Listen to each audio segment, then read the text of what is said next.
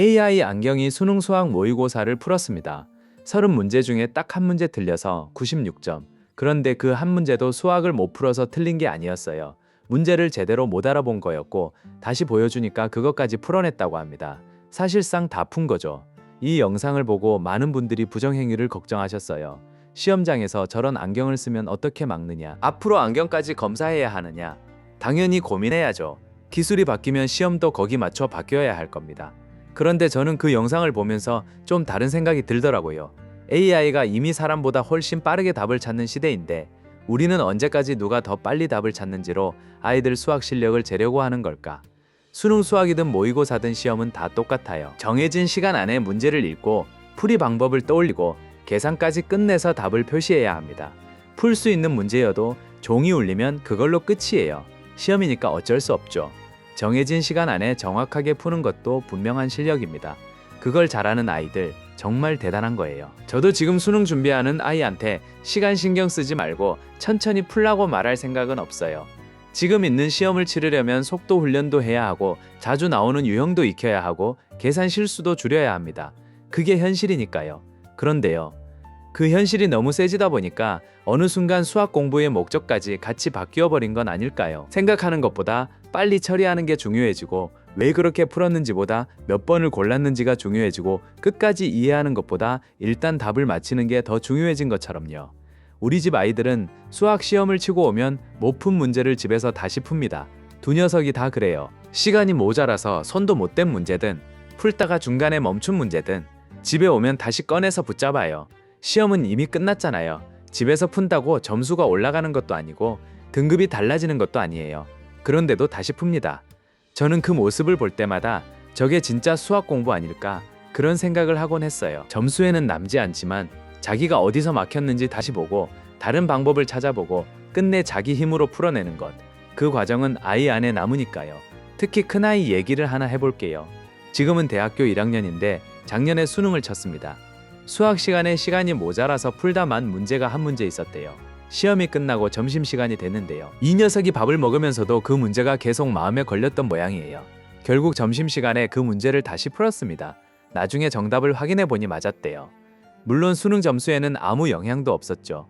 시험은 이미 끝났고 답안지도 냈고 그 문제는 그대로 오답이었습니다. 입시 결과만 놓고 보면 아무 의미 없는 풀이었어요. 그런데 저는 그 얘기를 듣고 참 잘했다 싶더라고요. 내 자식이라서 좋게 말하는 게 아니에요. 수학을 대하는 태도로는 정말 좋은 태도라고 생각해요. 점수에 들어가지 않아도 누가 검사하지 않아도 문제가 마음에 남아서 끝까지 답을 찾아보는 것. 시험은 끝났는데 생각은 안 끝난 거잖아요. 저는 수학을 잘한다는 말 안에 이런 태도도 들어가야 한다고 봐요. 둘째는 한술 더 떠요. 이 녀석은 문제 하나를 붙잡으면 답안지를 잘 안 봅니다. 하루 동안 안 풀리면 다음날 다시 보고 그래도 모르겠으면 며칠 뒤에 또 봐요. 길게는 한 문제를 닷새씩 붙잡을 때도 있고 일주일 내내 계속 생각할 때도 있어요. 물론 일주일 동안 책상 앞에만 앉아 있는 건 아니에요. 보다가 막히면 덮어두고 다른 공부도 하고 밥도 먹고 잠도 자고 그러다 문득 떠오르면 또 문제를 들여다봅니다. 그렇게 시간을 주면 결국 거의 다 풀어요. 빠르게는 못 풀어도 자기 힘으로 이해하려고 합니다. 답안지는 최대한 멀리하고요. 풀이를 외우는 것보다 왜 그렇게 되는지를 알아야 마음이 편한 아이예요. 그러다 보니 시험 성적이 늘 높지는 않습니다. 시간 안에 많은 문제를 처리하는 훈련보다 정확히 이해하는 데 시간을 더 많이 쓰니까요. 입시 기준으로 보면 아직 덜 다듬어진 부분이죠. 시험은 한 문제를 일주일씩 기다려주지 않으니까요. 그런데 이 녀석 수학을 아주 좋아합니다. 수학에 제법 자신도 있어 해요. 성적이 압도적으로 높아서 자신 있는 게 아니에요. 어려운 문제라도 시간만 주면 결국 이해할 수 있다는 자기 경험이 쌓여 있어서인 것 같아요. 저는 두 아이를 보면서 수학 실력을 두 가지로 나눠보게 됐습니다. 하나는 시험장에서 답을 찾아내는 힘이에요. 문제를 빠르게 읽고 적절한 풀이를 떠올리고 계산을 정확하게 해서 제한 시간 안에 답을 내는 능력. 입시에서는 아주 중요합니다. 이 힘이 부족하면 알고 있는 문제도 점수를 못 받아요. 우리 아이들도 분명히 더 채워야 할 부분이고요. 그런데 또 하나가 있어요. 문제를 끝까지 이해하는 힘입니다. 바로 안 풀려도 조금 더 붙잡아 보는 것. 처음 생각이 틀렸다면 어디서 틀렸는지 돌아보는 것.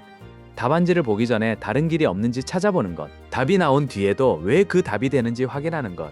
저는 이 두 번째 힘이 수학을 배우는 본래 목적에 조금 더 가깝다고 생각해요. 그런데 시험에서는 첫 번째 힘이 훨씬 잘 보입니다. 빨리 풀면 점수가 나오고 시간 안에 못 풀면 나중에 아무리 이해해도 오답이니까요. 점수표만 보면 끝까지 생각한 아이보다 빨리 답을 낸 아이가 더 잘한 걸로 남아요. 물론 시험이라는 제도는 그럴 수밖에 없는 면이 있죠. 수많은 학생을 같은 시간에 평가해야 하고 결과를 숫자로 나눠야 하고 그 숫자로 대학의 학생을 뽑아야 하니까요. 그런데 시험이 그렇게 평가한다고 해서 수학 공부까지 그렇게 해야 하는 건 아니지 않을까요? 수학을 왜 배우느냐고 아이들이 가끔 그러잖아요. 이걸 나중에 어디다 써먹느냐고. 솔직히 말하면 사회에 나가서 수능 수학 문제를 그대로 풀 일은 별로 없을 겁니다. 물론 이공계로 가거나 수학을 직접 쓰는 일을 한다면 기초가 탄탄해야 하겠죠. 하지만 모든 학생이 수학을 배우는 이유가 공식을 많이 외우고 어려운 문제의 답을 남들보다 빨리 구하기 위해서만은 아닐 거예요. 복잡한 문제를 작은 조건으로 나눠보는 힘, 어디서부터 시작할지 순서를 정하는 힘, 한 방법이 안 되면 다른 방법을 찾아보는 힘, 내가 낸 결론이 정말 맞는지 다시 확인하는 힘, 그리고 쉽게 답이 안 나와도 조금 더 생각해보는 힘. 저는 이런 걸 배우려고 수학을 공부한다고 생각해요. 수학은 답을 맞히는 과목이기도 하지만 생각을 서둘러 끝내지 않는 훈련이기도 하니까요. AI가 나왔다고 해서 수학 공부가 필요 없어지는 건 아닙니다. AI는 답을 빠르게 내놓아요. 사람보다 훨씬 빠르고 때로는 훨씬 정확하게요. 그러면 사람은 AI보다 더 빨리 풀려고 경쟁해야 할까요? 저는 그 경쟁은 사람이 이기기 어렵다고 봅니다. 전국에서 수학을 제일 잘하는 학생을 데려와도 AI보다 빠르다고 장담하기 어려운 시대가 이미 와버렸으니까요. 그러면 중요한 게 다른 쪽으로 옮겨가야 하지 않을까요? AI가 문제를 제대로 읽었는지, 놓친 조건은 없는지, 내놓은 답이 말이 되는지, 다른 풀이도 가능한지, 그리고 그 결과를 어디에 어떻게 쓸지 판단하는 힘. AI가 답을 내놓을수록 사람은 오히려 문제를 이해하고 답을 의심할 수 있어야 합니다. 내가 수학을 전혀 모르면 AI가 틀린 답을 줘도 그대로 믿을 수밖에 없으니까요. 그러니까 AI 시대에 필요한 수학은 AI처럼 빨리 답을 내는 수학이 아니라 AI가 내놓은 답을 이해하고 검증하는 수학일지도 모릅니다. 그럼 시험을 전부 서술형으로 바꾸면 될까요? 그렇게 간단한 문제는 아닐 거예요. 서술형도 채점 기준이 필요하고 수많은 답안을 공정하게 평가하려면 시간도 인력도 많이 들겠죠. AI가 더 발전하면 풀이 과정까지 보여줄 테고요. 그러니까 객관식을 서술형으로 바꾼다거나 AI가 못 풀 만큼 문제를 더 어렵게 낸다거나 그런 방식만으로 풀릴 문제는 아닌 것 같아요. 오히려 먼저 물어봐야 할 건 이거라고 생각합니다. 우리는 무엇을 수학 실력이라고 부를 것인가? 정해진 시간 안에 답을 찾아낸 능력만 볼 것인가? 아니면 문제를 끝까지 이해하고 자기 생각을 설명하고 틀린 답을 다시 살펴보고 결과를 검증하는 힘까지 수학 실력으로 볼 것인가? 시험 제도가 당장 바뀌기는 어려울 겁니다. 우리 아이들은 여전히 지금 있는 시험을 쳐야 하고요. 그러니 시간 안에 푸는 연습도 해야 합니다. 다만 시험을 준비하면서도 수학 전체를 시험 안에 가둬두지는 않았으면 좋겠어요. 빨리 푸는 연습은 하되 오래 생각하는 습관까지 버리지는 않았으면 합니다. 부모도 말 하나는 바꿔볼 수 있어요. 아이가 수학 문제를 풀어오면 우리는 보통 이렇게 묻죠. 몇 개 맞았어? 틀린 문제를 보면 바로 이렇게 말하고요. 답이 이거잖아. 오늘은 정답을 확인하기 전에 조금 다르게 물어보면 어떨까요? 어디까지 생각했어? 아이가 맞췄으면요.